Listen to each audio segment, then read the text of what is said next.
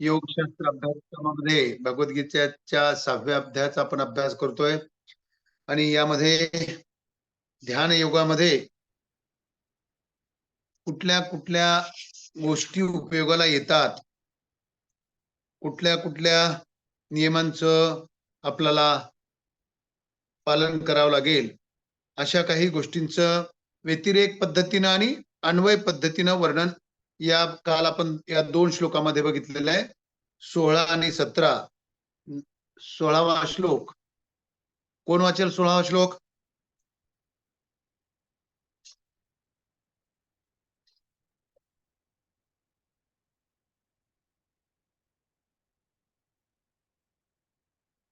सोळावा श्लोक आपल्याला वाचन करायचा आहे. कोण वाचेल?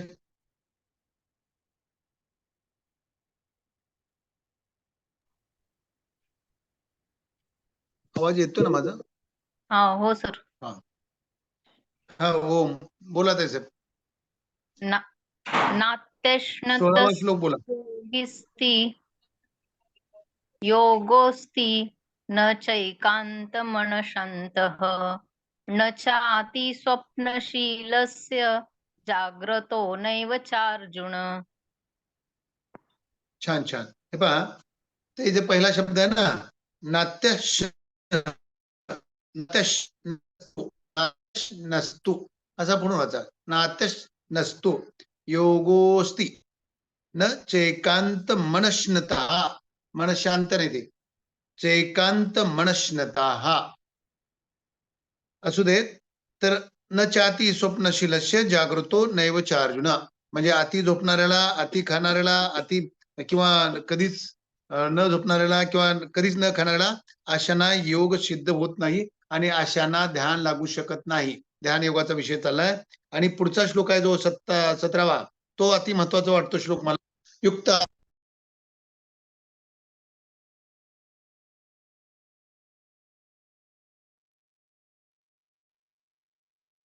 का 17वा जो श्लोक आहे तो 17वा श्लोक पण वाचा. अर्चनाताई वाचा. युक्त आहार विहारस्य युक्त चेष्टस्य कर्मसु युक्त स्वप्नावबोधस्य योगो भवति दुःखः. युक्ताहार विहारस्य युक्त चेष्टस्य कर्मसु युक्त स्वप्नावबोधस्य योगो भवति दुःखः. छान छान छान, उत्तम.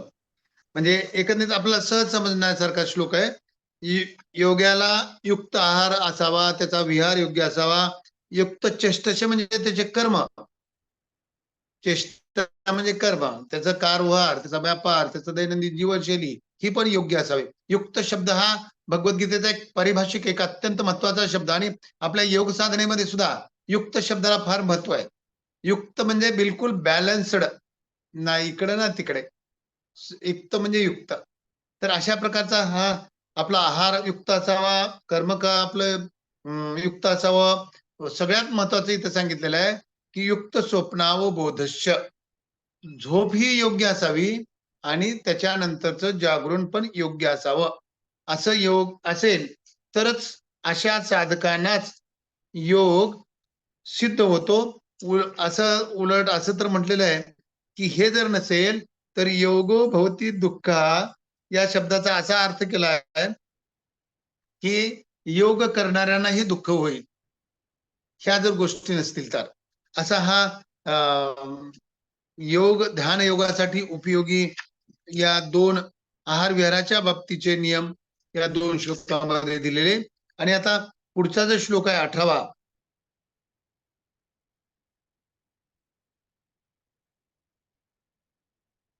अशा प्रकारचा जो ध्यान योगी असतो त्याची स्थिती कशी होते, तो कशा प्रकारे बघ आता समाजात असेल, याचं काही चिंतन या 18 आणि 19 श्लोकामध्ये दिलेलं आहे.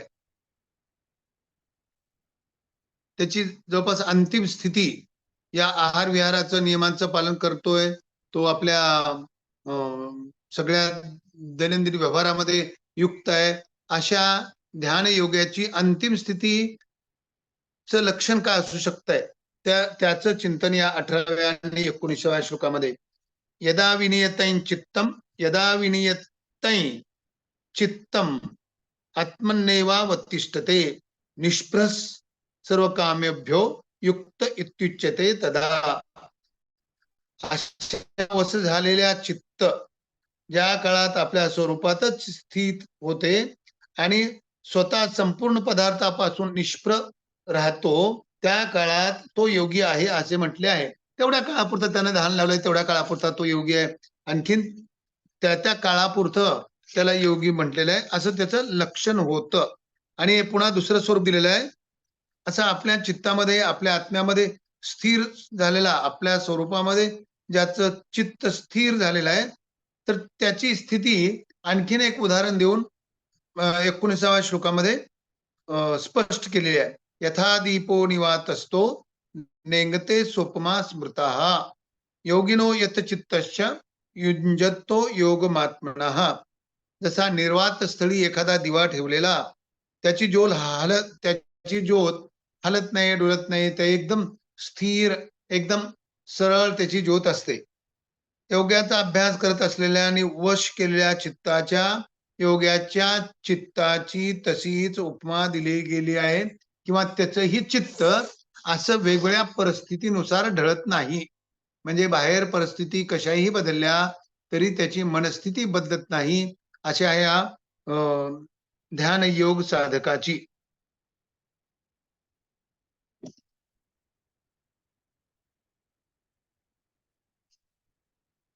तसंच थोडासा चिंतन दाखवलेलं आणखीन या 20व्या श्लोकामध्ये. परंतु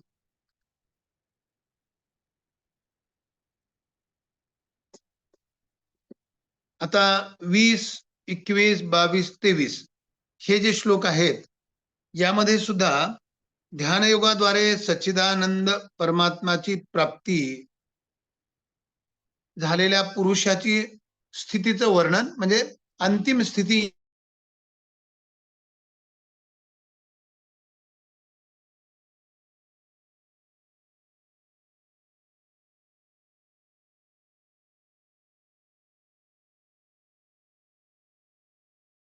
सेवया यत्र चैवात्मनात्मानं पश्यन्यात्मनि तुष्यति.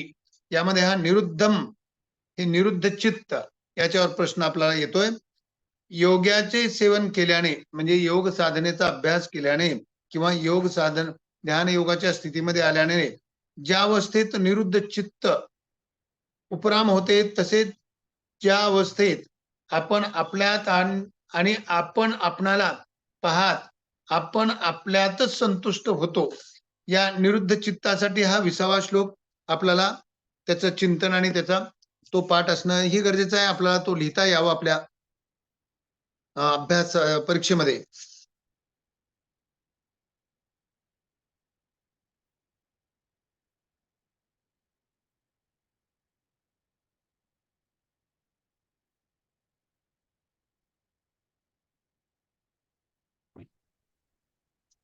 आता निरुद्ध चित्त हे जे विषय आहे,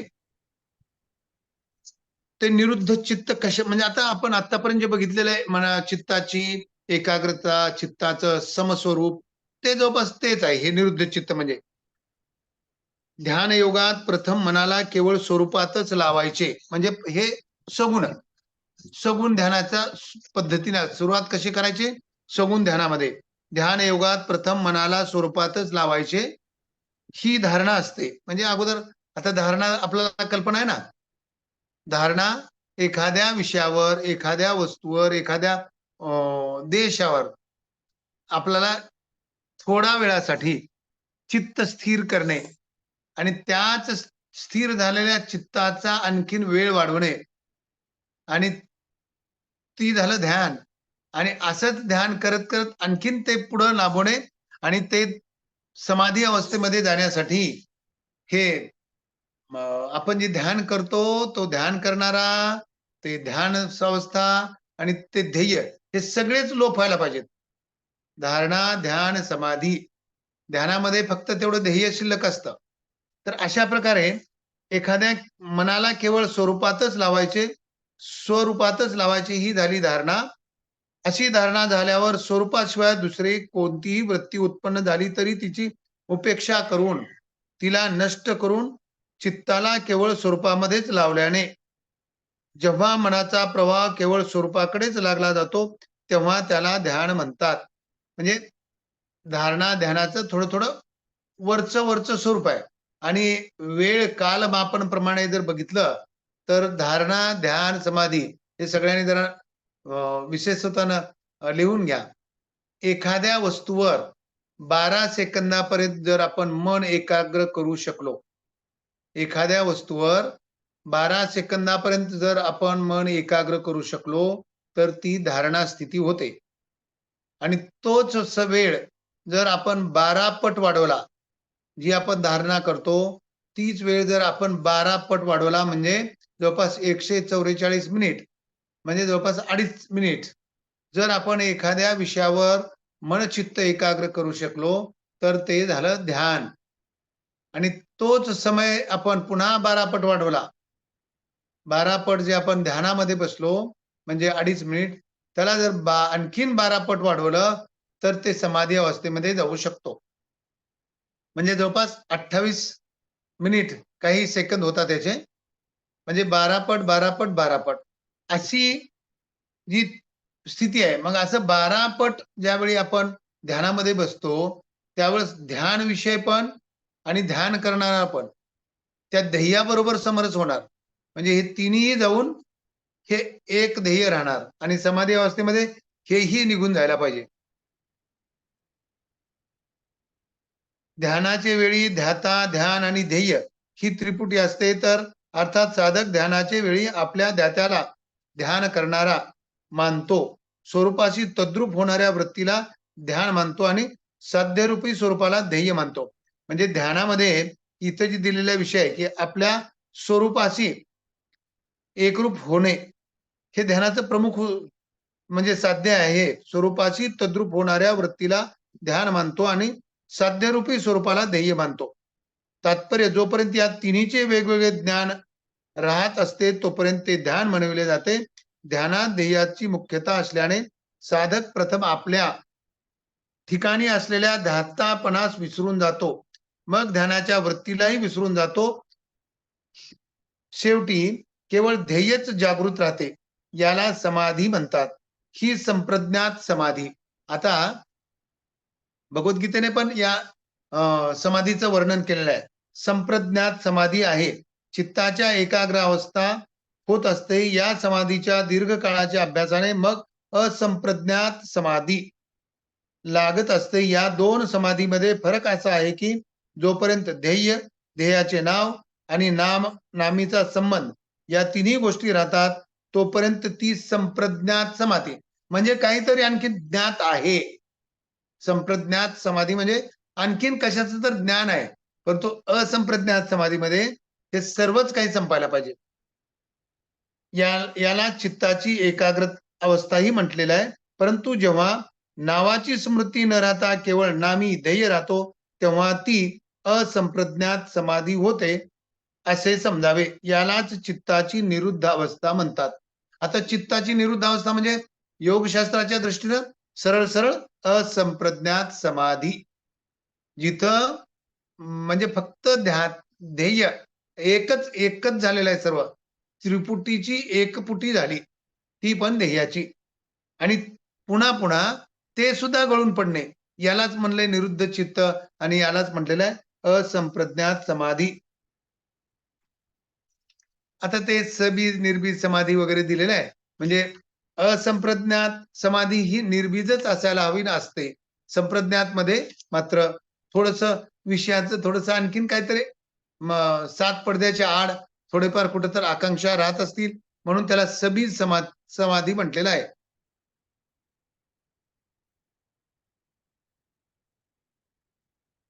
ज्यात संसाराची सूक्ष्म वासना राहते ती सबीज समाधी म्हणवली जाते. सूक्ष्म वासनेच्या कारणाने सबीज समाधीपासून सिद्धी प्रकट होतात. आता थोडी सूक्ष्म वासना आणखीन कायम राहिली परंतु समाधी तर मिळाली, मग काय होणार? तुम्हाला विभूती या म्हणजे साध्य व्हायला लागणार. म्हणजे सांसारिक सिद्धी सांसारिक दृष्टीने तर ऐश्वर्य आणि प्राप्त होते, परंतु पारमार्थिक दृष्टीने चेतन तत्वाच्या प्राप्तीत हे विघ्नच आहे.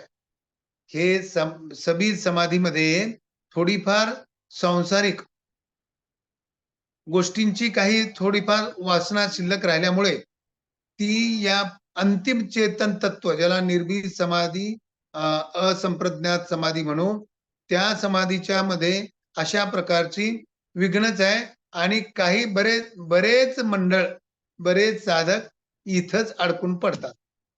कुठं ना कुठं 7 पडद्याच्या आड थोडीफार वासना, थोडीफार आकांक्षा, थोडाफार लोभ शिल्लक राहतो. मग त्या सिद्धी प्राप्त होतात. त्या सिद्धीचा काहीतरी उपयोग चांगला वाईट करण्याचा प्रयत्न करतात आणि तिथंच मग ते अडून पडतात. ध्यानयोगी जेव्हा या सिद्धींना निसत्व समजून त्यांच्यापासून उपरम होतो, तेव्हा त्याची निर्बीज समाधी होत असते, जिचा येथे या श्लोकात निरुद्धम पदाने संकेत केला आहे. यालाच निरुद्ध चित्त असं म्हटलेलं आहे.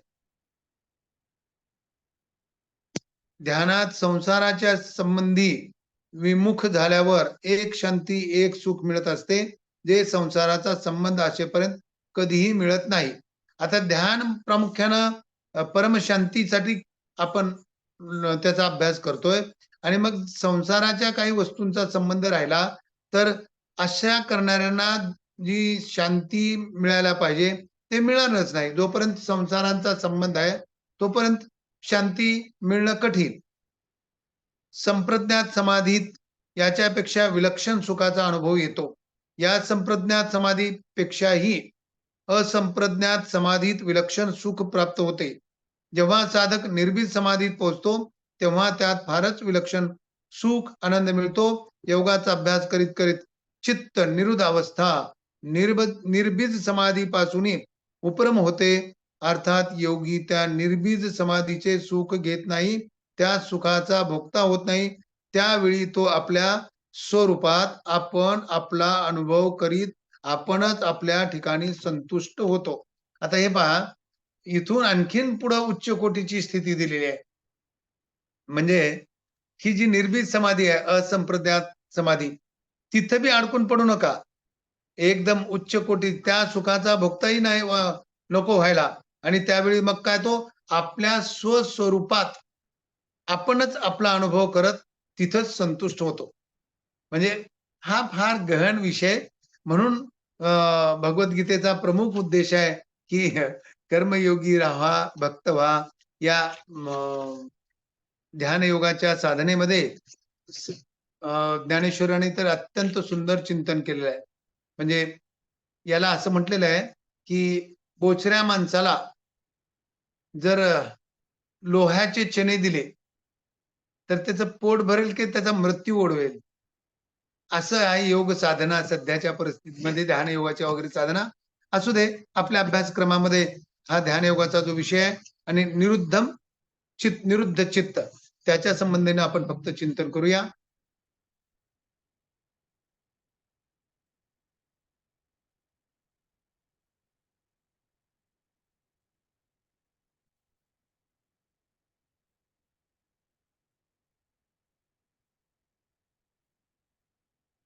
एक आणखीन वेगळा विषय आपला चिंतनाला मिळतो का बघतो जरा.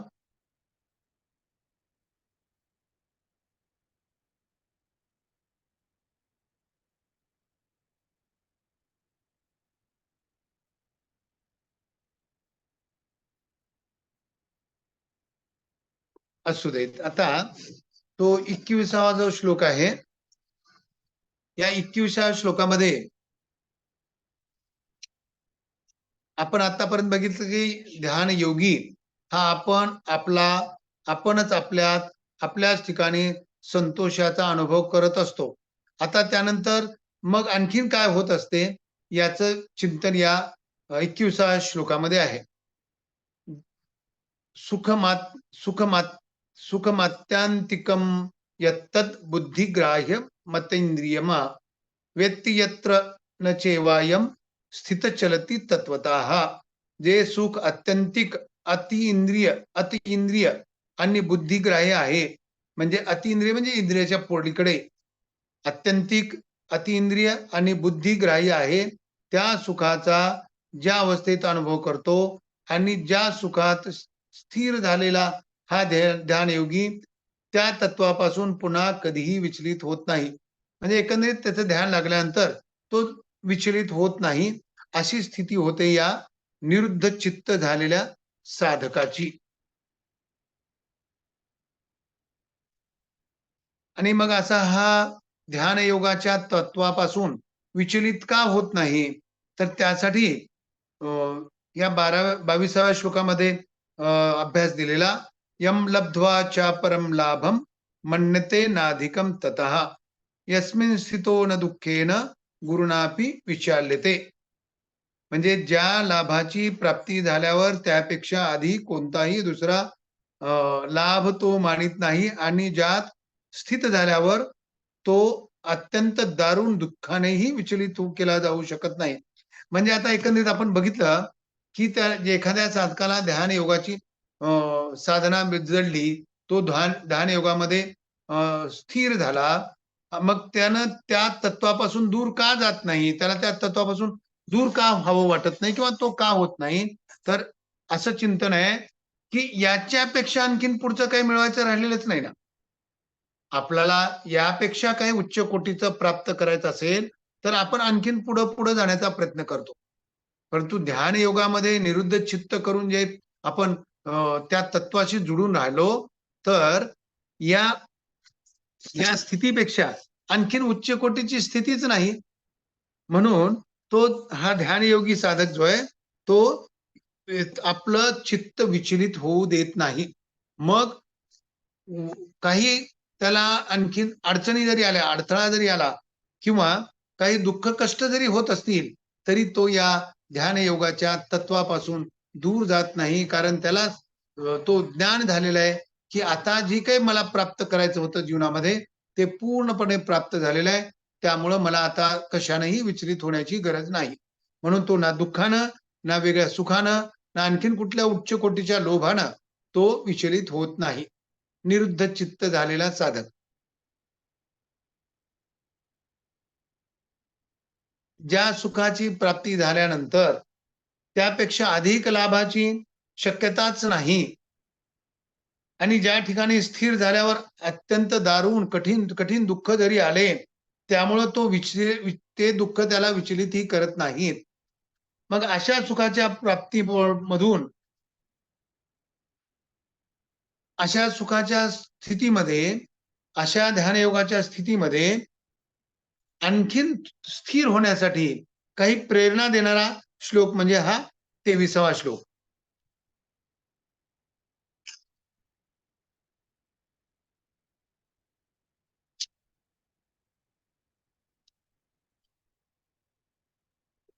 23व्या श्लोकामध्ये तम विद्याद दुःख संयोगम वियोगम योग संजितम स निश्चयेन योक्तव्यो योग निर्विण्ण चेतसा. म्हणजे ज्या दुःखाच्या संयोगाचा योग आहे, त्यालाच योग नावाने जाणून घेतले पाहिजे. तो योग ज्या ध्यान योगाचे लक्ष आहे, त्या ध्यान योगाचा अभ्यास न कंटाळत्या चित्ताने निश्चयपूर्वक केला पाहिजे. म्हणजे आता इथं काय आहे, ज्या दुःखाच्या संयोगाचाच योग आहे, त्यालाच योग नावाने जाणून घेतले पाहिजे.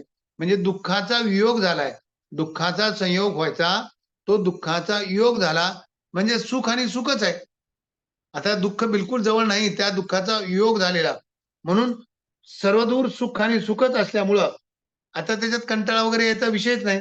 म्हणून न कंटाळलेल्या चित्ताने निश्चयपूर्वक ध्यान योगाची साधना करावी, अशी प्रेरणा दिलेली या 23व्या श्लोकामध्ये. आता या ध्यान योगावर छोटे-छोटे आपण जरा प्रश्न उत्तर बघूया, जेणेकरून आपल्याला हा ध्यान योगाचा विषय आणखीन स्पष्टपणे समजणार आहे.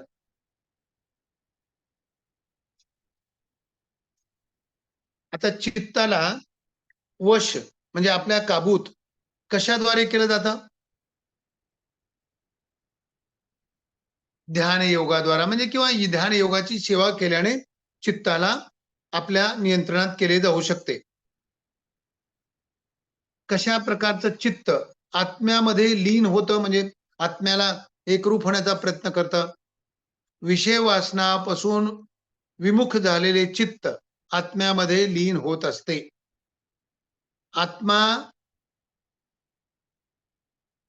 आत्म्याला कशा प्रकारे पाहिलं जाऊ शकतं, आत्म्याला कशा प्रकारे आपण पाहू शकतो?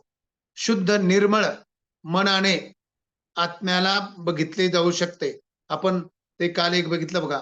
शुद्ध निर्मळ मन म्हणजे मन एकाग्र चित्त असेल तर बुद्धी शुद्ध होते आणि शुद्ध बुद्धीनच आपण आत्मदर्शन करू शकतो. आता हे जे 22वा श्लोक होता ना, 22वा नाही 21वा, आपणच आपल्यात अनुभवायचा आहे. त्यावर एक प्रश्न आहे, आत्म्याला कुठं बघू शकतो आपण? आपणच आपल्यामध्ये, आपल्याच हृदयामध्ये ही आत्म्याला आपण दर्शन करू शकतो. मग अशा प्रकारचे आत्मदर्शनाचं प्रयोजन काय? त्याचा उद्देश काय? त्याची सफलता काय? यामुळं जीवाला ब्रह्मानंदाची प्राप्ती होते, म्हणजे तोच मोक्ष आहे. आणि जीवनामध्ये जगात सर्वाधिक लाभदायक काय आहे तर हा ब्रह्मानंद, आत्मानंद. आणि तो आत्म्या आत्म्याचं दर्शन करण्याचा प्रयोजन त्याच्यामुळं आपल्याला म्हणजे या जीवाला ब्रह्मानंदाची प्राप्ती होते. आत्मसुख कसं आहे? इंद्रियांच्या अगोचर म्हणजे इंद्रियांच्या पुढं आहे. मग इंद्रियाला जर ते गोचरच नाही, इंद्रियाला म्हणजे इंद्रियाला दिसतच नाही, तर मग त्याला कशा प्रकारे आपण ओळखावं? त्याला कसं म्हणजे ओळखून घ्यावं आपण? आपल्या इंद्रियाच्या कक्षेमध्ये नाही, इंद्रियाला अगोचर असणारं हे आत्मसुख. मग त्याला कशा प्रकारे आपण ओळखावं? त्याला ओळखण्याची निर्मल बुद्धी, विशुद्धी मन याच्याद्वारे या इंद्रिय अगोचर आत्मसुखाचा आनंद घेतला जाऊ शकतो.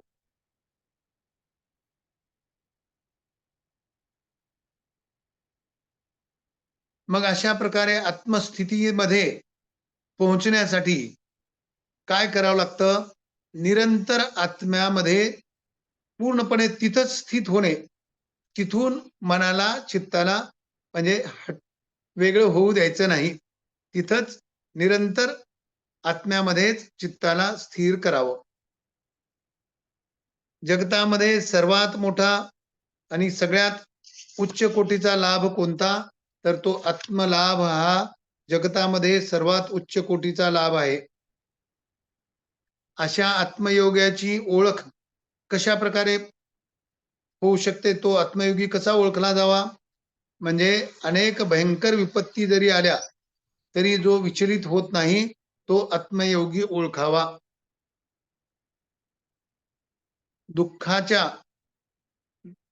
दुःखातून दूर होण्याचे उपाय कोणते?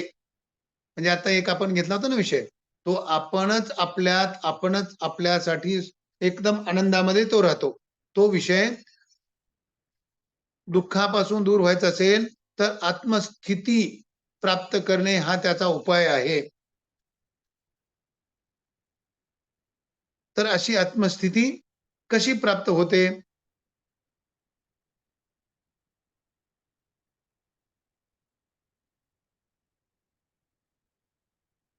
म्हणजे ज्याचं मन विचलित होत नाही, आत्मस्थिती कशी प्राप्त होते? तर मन बिलकुल विचलित न होता असं जे दृढ मन आहे, ते दृढ मन निष्ठावान पद्धतीने आत्मस्थितीपर्यंत घेऊन गेल्यानंतरच आत्मस्थिती प्राप्त होते.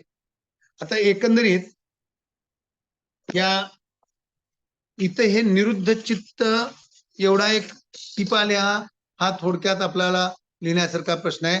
परंतु ध्यान योगावर जो 14 मार्काचा प्रश्न आहे, माझं असं म्हणजे सजेशन असेल, अभ्यास करा, पाठांतर करा, परंतु ह्याचं उत्तर फार विस्तारित होतं. याच्यासाठी कितीतर श्लोक आहेत ध्यान योगासाठी. म्हणून ह्या प्रश्नाला ऑप्शन मध्ये ठेवलेलं बरं. या 6व्या अध्यायामध्ये जे योगारूढ अवस्था वगैरे वगैरे आहे ना, त्यामध्ये आपल्याला थोडक्यात आणि 1-2 श्लोकामध्ये त्याचं चिंतन करता येतो. म्हणून योगारूढ अवस्था आणि पुढं एक प्रश्न असणार आहे योग भ्रष्ट स्थिती. आता याच पुढच्या श्लोकामध्ये आहे. तर या 2 प्रश्नावर आपण लक्ष केंद्रित करावं आणि ध्यान योगाचा जो प्रश्न आहे तो थोडासा फार विस्तारित आणि लेंदी होतो. आपल्याला तेवढं पाठांतर होण्याचंही कठीण आहे. शक्यतो इथं फक्त हे निरुद्ध चित्ताला टिप्पणीमध्ये असू द्या. तर अशा प्रकारे सर सर अजून एक प्रश्न आहे सर. हां, बोला की. सर तो गीतेमध्ये सांगितलेला योग, गीतेमधील योग स्पष्ट करा असा एक प्रश्न आहे सर. गीतेमधील योग स्पष्ट करा. आता याच्यामध्ये गीतेमधील योग स्पष्ट करा हे आपल्या 6व्या अध्यायाशी जर संबंधित म्हटलं तर फक्त ध्यान योग आहे. आणि बघ पूर्ण गीतेमध्ये सगळेच योग सांगितलेले आहेत. कर्मयोग, ध्यान योग, ज्ञान योग, बाकी दुसऱ्या अध्यायापासून ते वेगळे आहेत. परंतु आपल्याला जर या आपल्या आपल्या अभ्यासाच्या संदर्भानं घ्यायचं असेल तर या ध्यान योगाचाच आपल्याला विशेषत्वानं अभ्यास द्यावा लागेल. म्हणजे याचंच उत्तर द्यावं लागेल. सर तिथं 14 मार्काचा प्रश्न आहे. तर मग त्याच्यामध्ये मार्काचा प्रश्न जवळपास 20 जवळपास 15 श्लोक त्यावर आहेत ध्यान योगावर. म्हणून हा जो प्रश्न आहे हा थोडासा जर आपण एकदम अल्टरनेटिव्ह ठेवला तर बरं होईल. मग तो जी सुरुवातीची योगारूढ अवस्था आहे त्याच्या मी नोट्स पण टाकणार आहे योगारूढच्या, त्या तुम्हाला मिळून जातील. परंतु तो एक आणि निरुद्ध चित्त आणि शेवटी योग भ्रष्टाचे लक्षण आहे. या 3 मध्ये आपला आपण हा 6वा अध्याय पूर्ण करू शकतो. आणि करा पाठांतर असू द्या, ऑप्शन मध्ये असू द्या. फार म्हणजे वेळ जातो आपला अभ्यास करण्यामध्ये आणि मग उत्तर लिहायला सुद्धा आपल्याला 3 पेजेस लिहायचं आहे. एवढं जर लिहित बसलो तर 10 पेजेस होतात ते. आणि एवढे 15 श्लोक जवळपास पाठांतर किंवा त्याचं ध्यानात ठेवणं पण कठीण जाईल ते. यानंतर 24वा जो श्लोक आहे तेच आहे, त्याच संबंधाने आहे. 24वा श्लोक सुद्धा म्हणजे त्या जे दारुण दुःखामध्ये सुद्धा विचलित होत नाही. मग अशा सुखाची प्राप्तीसाठी ही जी 23व्या श्लोकामध्ये प्रेरणा दिली तशीच प्रेरणा 24व्या श्लोकामध्ये पण दिलेली आहे. संकल्प प्रभवान कामांस त्यक्त्वा सर्व नशेषतः मनसेव इंद्रिय ग्रामम विनियम्य समंततः. संकल्पापासून उत्पन्न होणाऱ्या संपूर्ण कामनांचा संपूर्णपणे त्याग करून आणि मनानेच इंद्रियाच्या समुदायाला सर्व बाजूने हटवून पुढे काय करावं? शनै शनै रूपरमेध्य शनै शनै रूपरमेध्य बुद्ध्या धृती घृतया आत्मसंस्थम मन कृत्वा न किंचिदपि चिंतयत.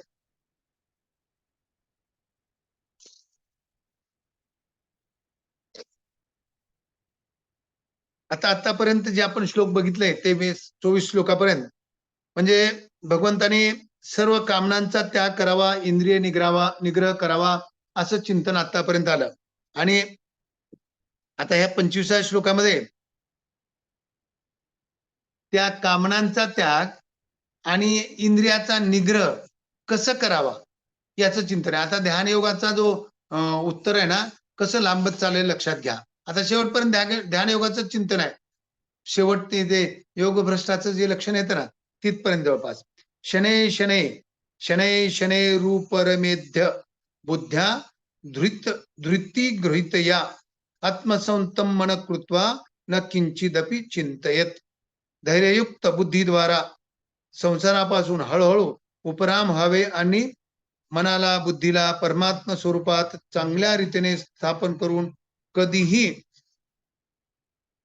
अशा म्हणजे परमात्मा स्वरूपात चांगल्या रीतीने स्थापन करून काहीही इतर चिंतन करू नये. म्हणजे आपल्याला कामनांचा आणि त्याग करणे, इंद्रियाचा निग्रह करण्यासाठी कशा प्रकारे अभ्यास?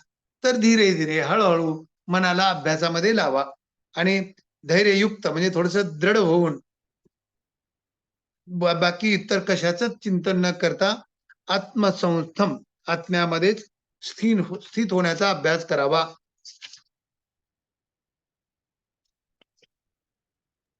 Sir, hello sir. आता यापुढं काय विचारताय का? हा सर, 25व्या श्लोकाचा अर्थ परत सांगा. काय म्हणताय सुंदरमाजी?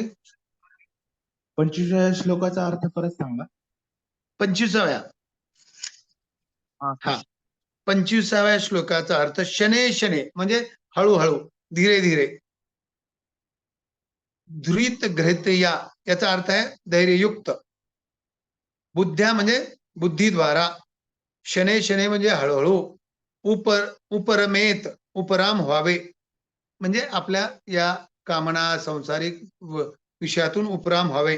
आणि मनाला बुद्धीला परमात्म स्वरूपात आत्मसंतम म्हणजे परमात्म स्वरूपात चांगल्या रीतीने स्थापन करून काही बाकी चिंतन न करणे.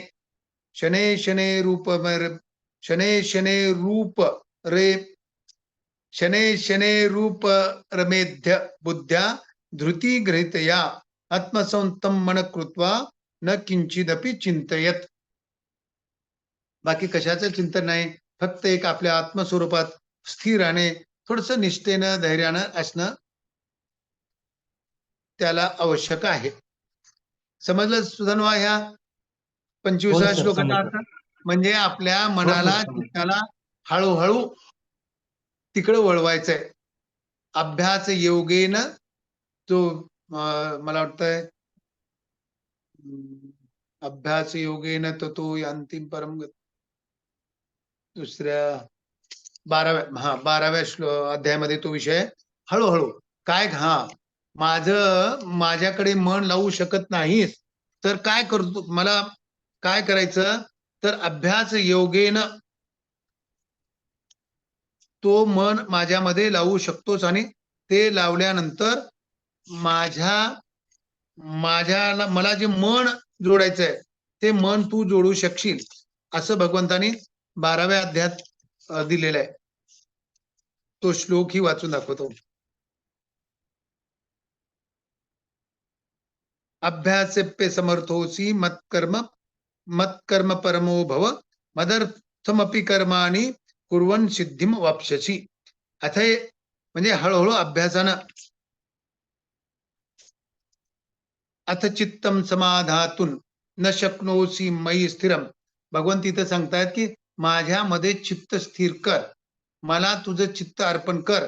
मग हा एक भक्त म्हणतोय की मला ते चित्त, माझं मन, माझं चित्त, माझी बुद्धी हे कठीण होत तुला जोडणं. तर भगवंताला पुन्हा सांगतायत अथ चित्तम समाधातून न शक्नोसी मयी स्थिरम. माझ्यामध्ये जर स्थिर करू शकत नसील तर अभ्यास योगेन ततो मामी छप्तून धनंजय. म्हणजे प्राप्तीची इच्छा करू शकतोस माझ्या, किंवा हळूहळू अभ्यास योगेनं मन आणि बुद्धीला माझ्यामध्ये स्थिर कर. तोच विषय आहे या शने शने रूपमरभ्य बुद्ध्या त्याचा. 26व्या श्लोकाचं आपण अर्थ बघूया.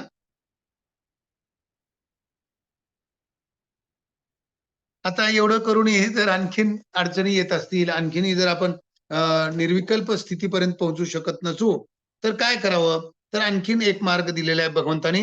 यतो यतो निश्चरती मनश्चंचलम स्थिरम ततस्ततो नियमित आत्मनेव वशन नयेत. आता हे 3 श्लोक हे पण म्हणजे यात होतो बर पुढे देत होते. यतो यतो निश्चरती मनश्चंचलम स्थिरम ततस्ततो नियमित आत्मनेव वशन नयेत. म्हणजे हे अस्थिर आणि चंचल मन जेथे जेथे विचरण करत ते तेथून हटवून त्याला एका परमात्म्यातच चांगल्या प्रकारे लावावे. आता जे अभ्यास योगेने विषय होता ना, तोच विषय आपल्या मनाचा एक गुण फार चांगला आहे. त्या मनाला जिथं आपण लावू ते जडून तिथं राहत आहे. ज्याला जिथं आवडेल, त्याला जिथं गोडी वाटेल तिथं ते सोक्त म्हणजे चिटकून राहतं. तर अशी मनाची स्थिती असल्यामुळं मन चंचल आहे, मन अस्थिर आहे, इकडं तितकं भटकणार आहेच. परंतु परत परत वळवून आणून त्याला आत्मस्थितीमध्ये, परमात्म्यामध्येच त्याला चांगल्या प्रकारे लावावे. हा दुसरा एक आणखीन पुढं मार्ग सांगितलेला.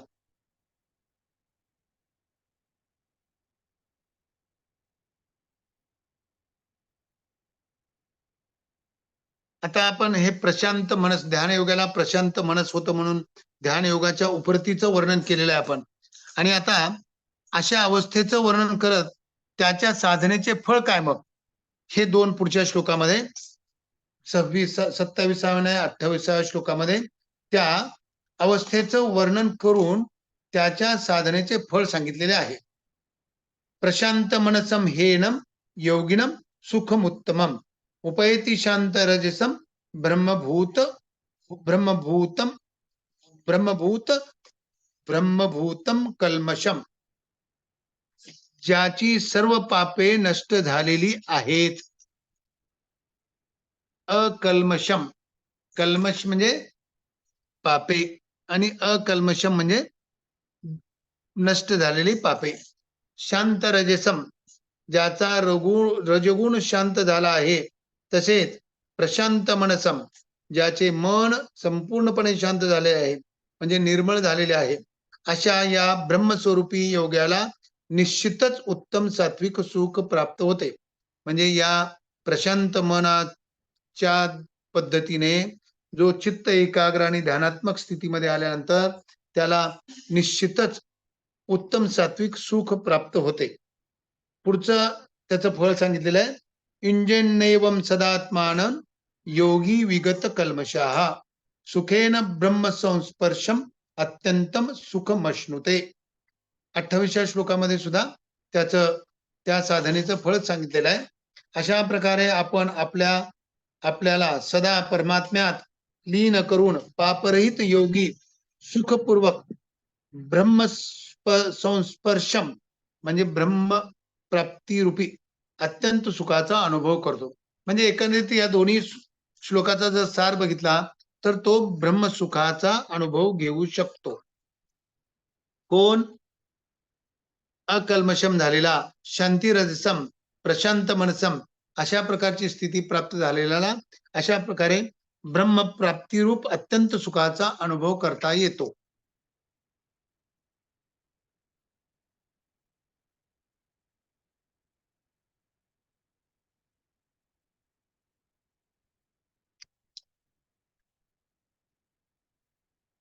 मग आता अशा प्रकारे जो ध्यान योगामध्ये आलेला, आता या 6व्या अध्यायामध्ये एकंदरीत जे गहन ज्ञान आहे ध्यान आणि योग साधनेची, ते सर्व आलंय. म्हणून मी सुरुवातीला बोललो की आत्ताच्या वर्तमानामध्ये जी काही अनेक मठ पद्धती योगाच्या आलेल्या आहेत, त्या या भगवद्गीतेच्या 6व्या अध्यायाचा आधार घेऊन बनलेल्या आहेत. यामध्ये सांख्य योगाचा सुद्धा म्हणजे आता जे मागं चिंतन केलं आपण जवळपास मागच्या 4-5 श्लोकामध्ये, मला वाटतं 18व्या पासून या 23व्या पर्यंत या श्लोकाचं जे आपण चिंतन केलं, त्यामध्ये हे सांख्य योगाशी संबंधित वर्णन आहे. आणि मग अशा या ध्यान योगाचा काय अनुभव यायला लागतात, त्याला काय म्हणजे जाणवायला लागतंय, त्याचं वर्णन या 29व्या श्लोकामध्ये. सर्व भगवद्गीतेचा एक तत्व जर बघितलं तर सर्वाभूती पाहे वासुदेव, सर्व भूतामध्ये वासुदेवाला बघा. सर्वभूतस्थमात्मानं सर्वभूतानि चात्मनि इक्षते योगयुक्तात्मा सर्वत्र समदर्शनः. सर्व ठिकाणी आपल्या स्वरूपाला पाहणारा आणि ध्यान योगाने युक्त अंतकरण असणारा, म्हणजे याला सांख्ययोगी पण म्हटलेलं आहे. आपल्या स्वरूपाला संपूर्ण प्राण्यात स्थित असलेला पाहतो आणि संपूर्ण प्राण्यांना आपल्या स्वरूपात पाहतो. आता ही सांख्याचं चिंतन आहे की सर्वभूत मात्रामध्ये एकच आत्मतत्व आहे आणि ते एकच आत्मतत्व या दृष्टीने जर बघितलं तर तो ध्यान योगी सर्व प्राण्यामध्ये आपल्याला पाहतो आणि सर्व प्राणी आपल्यात पाहतो. योगयुक्तात्मा सर्वत्र समदर्शनः सर्वभूतानि चात्मनी.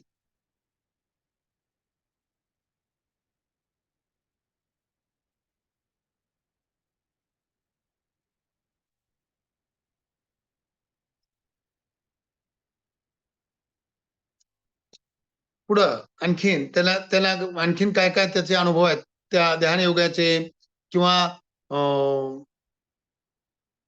अशा चित्त एकाग्र झालेल्या प्रशांत मनसम झालेल्या ध्यान योगाचे आणखीन काय काय लक्षण आहेत. योमाम पश्यती सर्वत्र सर्वैंच मयी पश्यती तस्याहम न प्रणश्यामी सचमे न प्रणश्यती. जो आता इथं बघा, योमाम पश्यंती सर्वत्र म्हणजे मला परमात्म्याला जो सर्वदूर बघतो, जो सर्वात मला पाहतो आणि माझ्यात सर्वांना पाहतो, त्यांच्यासाठी मी अदृश्य होत नाही आणि तो माझ्यासाठी अदृश्य होत नाही. किती मोठं आश्वासन आहे बघा भगवंतानी. ज्याला हे सर्व भूतानी चात्मनी, सर्वभूत एकच आत्मतत्वाचं चैतन्य आहे, अशा प्रकारे एखाद्या ध्यानयोगाची स्थिती झाल्यानंतर त्याला सर्वत्र परमात्मा दिसतो. तो परमात्मा सर्वांमध्ये पाहतो आणि सर्वांना परमात्म्यात पाहतो. त्यावेळी अशा साधकापासून परमात्मा कधीही अदृश्य होत नाही आणि परमात्म्याच्या सुद्धा परिक्षेत्रामध्ये म्हणजे सर्व्हायलन्स मध्ये तो सदैव असतो. म्हणजे परमात्म्याच्या दृष्टिक्षेपात तो सदैव असतो आणि या योग साधकाच्या दृष्टिक्षेपात परमात्मा सदैव असतो. यो मां पश्यति सर्वत्र सर्वैंच मयि पश्यति तस्याहम न प्रणश्यामी सच मे न प्रणश्यति.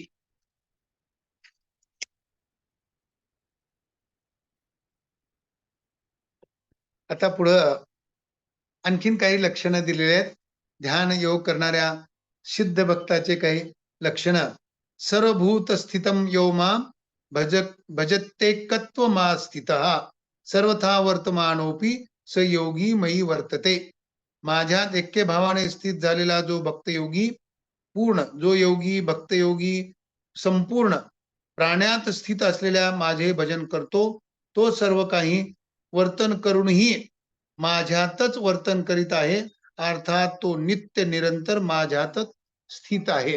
म्हणजे त्याचं प्रत्येक कृत्य हे परमात्मा समर्पित भावनेनंच तो करत असतो. नेहमी तो माझ्यातच स्थित असतो, माझ्यातच तो निरंतर सदैव माझ्यासाठीच त्याचे कर्तव्य करत असतो.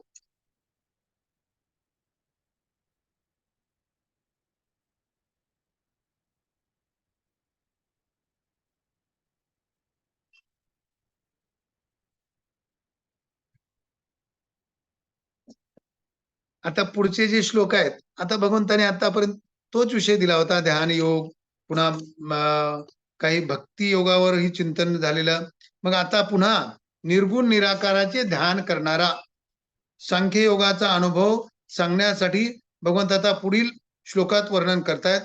भक्त सर्व वर्तन करीत असूनही माझ्या मते कशा प्रकारे स्थित राहतो हे पुढील श्लोकात सांगितलं. आता आजचा जो श्लोक आपण चिंतन केला, योमाम पश्यती सर्वत्र, तोही अशाच प्रकारे होता की तो भक्त, तो ध्यानयोगी सदैव माझं चिंतन माझ्यातच निरंतर असतो.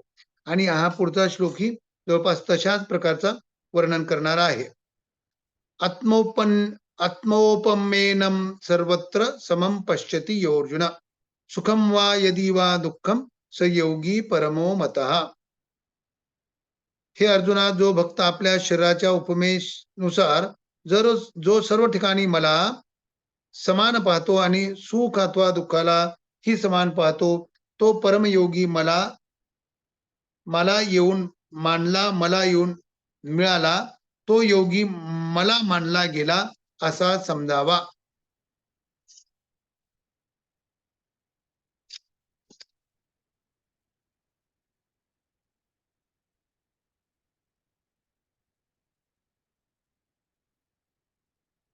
म्हणजे आपण मागे ते आता दुसऱ्या अध्यायामध्ये आहे, समतेची प्राप्ती सांख्ययोग आणि कर्मयोगा यांच्याद्वारे होते. म्हणजे समता हाच योग, म्हणजे तो कर्मयोगाने सांख्ययोगाने प्राप्त होते. ही जी चिंतन झालेलं त्या समतेची प्राप्ती ध्यान योगाद्वारेही होते. ही गोष्ट भगवंतानी आता या आपल्या 10व्या पासून ते 19व्या श्लोकापर्यंत सांगितली. म्हणजे ध्यान योगाने काय काय प्राप्त होतं, की समता कशी प्राप्त होते.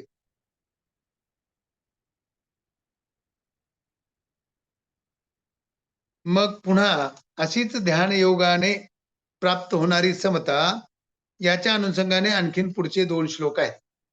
33वा आणि 34वा. आणि इथं अर्जुन प्रश्न विचारतोय, योऽयं योगस्त्वया प्रोक्तः साम्येन मधुसूदन यतश्चाहं न पश्यामि चंचलत्वात् स्थितिं स्थिराम. आता इथं हा प्रश्न आहे. हा प्रश्न आपल्याला येतो. चंचल मनावरचे 3 श्लोक आहेत आणि चंचल मनावर हा 14 मार्काचाच प्रश्न आहे. तर याच्या संबंधाने ही 3 श्लोक आज फक्त वाचू आणि उद्या त्याच्यावर विस्तृत चिंतन करूया, जेणेकरून आपल्याला याचं पूर्ण प्रश्नाचं उत्तर व्यवस्थित लिहिता येईल. अर्जुन काय विचारतोय, भगवंता ही मला एवढा ध्यानयोग तुम्ही बराच सांगितला, त्याच्यातून सांख्ययोगी सिद्ध झालाय, कर्मयोगी सिद्ध झालाय आणि अशा प्रकारचं ध्यानयोग केल्यानं समत्व चित्ताचे प्राप्त होते आणि समत्व चित्ताचे प्राप्त झाल्याशिवाय योगी म्हणताही येत नाही. परंतु ही समत्व चित्ताचे ही एवढं ध्यान लावायचं ही किती कठीण आहे. कारण काय, माझं मन किती चंचल आहे. म्हणून माझं मन म्हणजे इतर आपणा सर्वांचं मन. अर्जुनाचं मन म्हणजे तो आपला प्रतिनिधी, सर्वांचं मन किती चंचल आहे. हे मधुसूदना आपण समतापूर्वक जो हा योग सांगितला, मनाच्या चंचलतेमुळे मी या योगाची स्थिर स्थिती पाहू शकत नाही. म्हणजे छोटे छोटे प्रश्न विचारून पूर्णपणे एक स्पष्ट करून घेतोय भगवंत, की सामान्य जनांनाही कशा प्रकारे मुक्ती, सामान्य जनांनाही परमात्मा स्थिती कशी प्राप्त करता येईल आणि सामान्य जनांनाही या जन्म मृत्यूच्या फेऱ्यातून कशा प्रकारे सुटका करून घेता येईल, याचं छोट्या छोट्या पद्धतीनं उलगडा करून घेण्याचा प्रयत्न करतोय अर्जुन. आणि तो विचारतोय, भगवंत हे सगळं तुमचं खरं आहे, परंतु आमचं मन किती चंचल आहे. आणखीन एक त्याच्यात संबंधानं पुढचा श्लोक आहे, चंचल ही मन कृष्णा प्रमादी बलवत दृढम तस्याहम निग्रह म्हणणे वायुरीव सुदुष्करम. हे किती कठीण आहे. चंचल हे मन चंचल तर आहेत, कारण हे कृष्णा मन अत्यंत चंचल, दुस्तर, दृढ, जिद्दी पण आहे. आणि ते जिद्दी जरा फायद्याचं पण आहे आपल्या. ते कुठं लावी तिथं लावलं बी जात आहे. दृढ असल्यामुळं आपल्याला ते दृढतेने थांबवता पण येत आहे. म्हणून हे चंचल आहे, दुस्तर आहे, प्रमाथी म्हणजे दुस्तर आणि दृढ आहे आणि तसंच शक्तिशाली पण आहे, बलवान पण आहे. त्याला रोखणं मला जरा कठीण जातंय. जसं आकाशातल्या वायूला कोणी म्हणजे मुठीत बंद करू शकलं का? आकाशातल्या वायूला कोणी बांधू शकलंय का? तसं या मनाला थांबवणं अत्यंत कठीण आहे. आणि मग हे अर्जुनाचे 2 प्रश्न आपल्या मनाच्या चंचलतेबद्दल. मग त्यावर भगवंत बी म्हणतात, त्याला दुजोरा देतात. होय, होय, मन चंचलच आहे. श्री भगवान वाच असंशयम महाबाहो मनो दुर्निग्रह चलम अभ्यासेन तु कोणतेय वैराग्येन च गृह्यते. इथं बी भगवंत ते सांगतात, बाबा हे मन असं आहे चंचल, परंतु अभ्यासानं ते स्थिर करता येतं.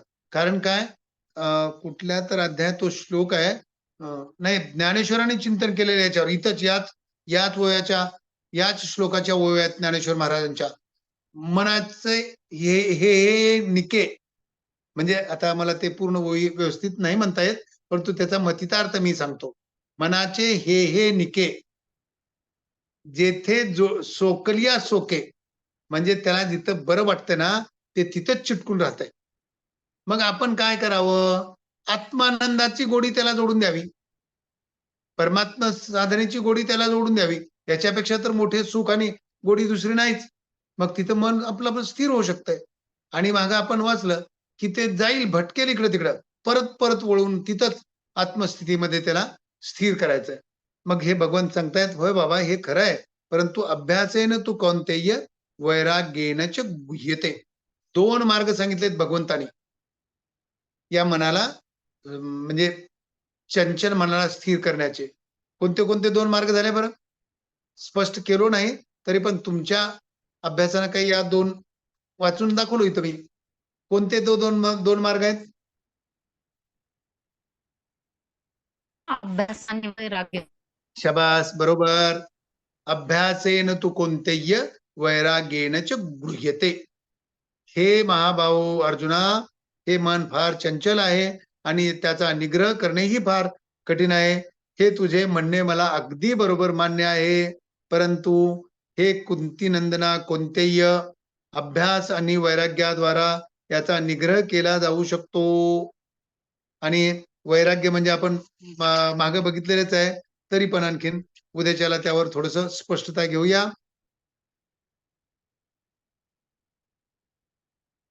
आणि मग अशा प्रकारे ज्याचे मन पूर्णपणे वश झाले नाही, त्याच्याद्वारा योग प्राप्त होणे कठीण, परंतु उपायपूर्वक प्रयत्न करणाऱ्या तसेच मन वश झालेल्या साधकाला योग प्राप्त होऊ शकतो, असे माझे मत आहे, असे भगवंतांनी सांगितलेले. त्या 4 श्लोकाचा आपल्याला चांगला अभ्यास करायचा आहे, जेणेकरून आपण तो 14 मार्काचा प्रश्न सोडवू शकतो. बहुतेक त्या माझ्या नोट्समध्ये हे पण येण्याचे आहे. म्हणजे चंचल मनाबद्दलचा विषय. असंशयात्म असंशयत आत्माना योगो दुष्प्राप्य इति मे मतिः. वश्यात्मना तू यतता शक्यो वाप्तुमुपायतः. हा 36वा श्लोक. याचा आपण इथपर्यंत उद्या थोडंसं आणखीन विस्तृत चिंतन करूया आणि मग नंतर पुढचे विषय घेऊया. ते योग भ्रष्टाशी संबंधित आहेत पुढचे विषय. त्याचंही करून 1-2 दिवसाच्या तासिकामध्ये आपण आपला हा 6वा अध्याय पूर्ण करण्याचा प्रयत्न. म्हणजे आत्म्याच्या उपमेनुसार, आपल्या शरीराच्या उपमेनुसार, म्हणजे आपल्या शरीराची जी शक्यता आणि पात्रता आहे, आपण कोण आहोत, आपल्या शरीराची काय स्थिती झाली, आपल्या मनाची काय स्थिती झाली, याच्यानुसार जो सर्वदूर सर्व ठिकाणी मला समान पाहतो, अशा सुख अथवा दुःखाला जो समान पाहतो, तो परमयोगी मानला गेला आहे. आत्मो आत्मोपमेन आत्मोपमेनम आत्मोपमेनम याला म्हणजे असं म्हटलेलं आहे, की आपल्या शरीराच्या उपमेनुसार सर्व ठिकाणी, म्हणजे आपली शरीर आणि आपली मनस्थिती जशी आहे त्याप्रमाणे समान पाहणे. आणखीन काही त्याच्यावर चिंतन सापडतंय का बघतो, 1 सेकंद हा.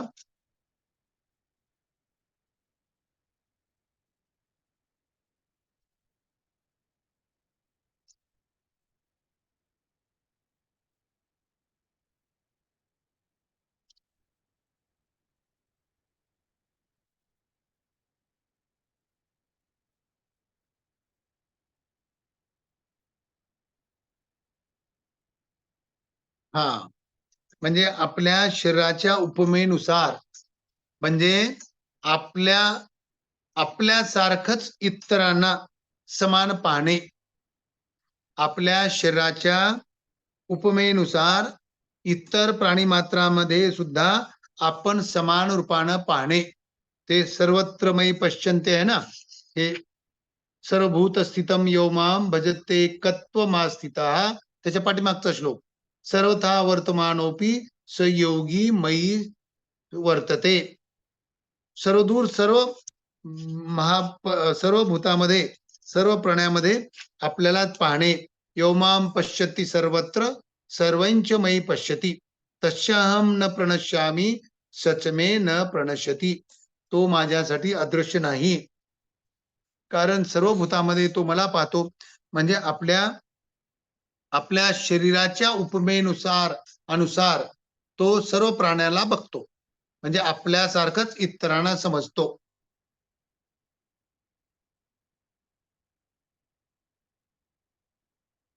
हे अर्जुना, जो योगी भली म्हणजे आपल्यासारखेच संपूर्ण भूतामध्ये सर्व प्राण्यामध्ये समरूपानं पाहतो. सुख आणि दुःखांना सुद्धा इतर प्राण्यामध्ये समरूपाने पाहतो. तो योगी परमश्रेष्ठ मानावा. या आत्मोपमेन्यम या शब्दाला हा 32वा श्लोक टिपाल्यामध्ये आहे ना? हा, ठीक आहे. हा 32वा श्लोक आणि त्याला एक यात 29व्या 30व्या श्लोकाची जोड जर देता आली तुम्हाला तर बघा, सर्वभूत स्थितम आत्मानं सर्वभूतानि चात्मनि इक्षते योगयुक्तात्मा सर्वत्र समदर्शना. इथं एवढंच सांगितलं की तुमच्या शरीराच्या समान समजा, म्हणजे आपल्या आत्म्याप्रमाणे दुसऱ्याचा आत्मा समजा, आपल्या जीवासारखा दुसऱ्यांचा जीव समजा आणि त्यांना त्यांचं सुख दुःख आपल्या सुख दुःखासारखं समजा. तसं 29व्या 30व्या श्लोकाचा पण त्याला संदर्भ पण जोडू असेल. शकणार बरं असेल. ठीक आहे, इथं थांबायचं.